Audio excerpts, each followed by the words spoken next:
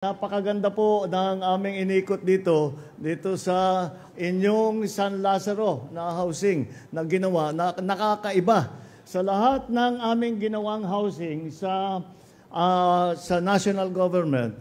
Lagi po namin sinasabi, hindi sapat na magtatayo ka lang ng bahay o magbibigay ka lang ng unit.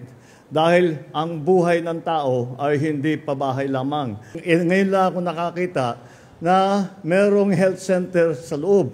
Kaya yung mga nakatira dito, hindi na kailangan lumabas pa ng building nila. We will share the credit, pero ang katotohanan, gawain po ito ng Manila City Government. Kaya magpasalamat tayo sa inyong mayor, sa inyong vice mayor, lahat ng city council, dahil ginawa nila yung Manila Urban Housing Ordinance na ginawang opisyal ang pabahay para sa mga mahihirap na Manila resident at empleyado ng gobyerno na salary grade 18 at pababa.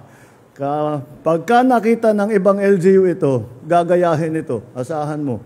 Dahil napakagandang modelo itong ginawa ninyo.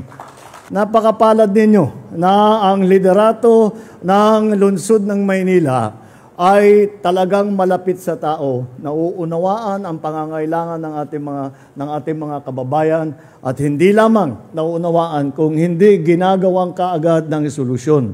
Kahit hindi national government project po ito, ay gusto kong ipakita sa lahat ng taong bayan na ito ang maaari natin gawin. Basta't magandang ugnayan, basta't magandang ang pag-coordinate ng national at saka local government, marami tayong magagawa. Ito, local government pa lang, pag pinagsama mo pati, yan na nga, yung mga funding, yung mga pondo na manggagaling sa national government, yan po, ay makikita po ninyo, ay napakalaki ang magiging benepisyo sa ating mga kababayan.